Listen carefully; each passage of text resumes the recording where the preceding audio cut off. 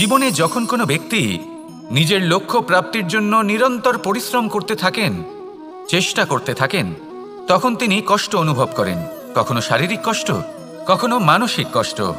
এবার উনি এটা ভাবতে থাকেন যে আমি কি উচিত করছি নাকি অনুচিত করছি। কারণ অন্যদিকে এমন একজন ব্যক্তিও আছেন যিনি একদমই পরিশ্রম চেষ্টা করছেন না। তিনি মদিরা পান করেন, বিলাসিতায় জীবন কাটান, অলস প্রকৃতির হয়ে ওঠেন, নিদ্রাতে বিলীন হয়ে থাকেন আর ভাবেন যে তিনি সুখ লাভ করছেন। কিন্তু এরকম কেন হয়?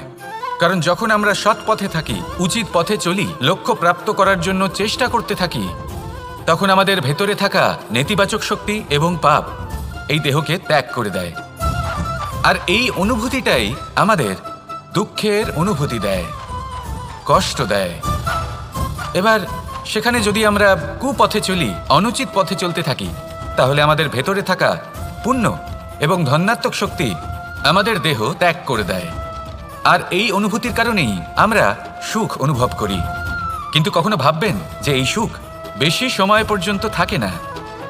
সেই জন্য সবসময় মনে রাখবেন, যদি আপনি জানেন যে এটাই আপনার লক্ষ্য, এটাই উচিত পথ, শুভ পথ, তাতে নিরন্তরভাবে এগিয়ে যেতে চেষ্টা করতে থাকুন।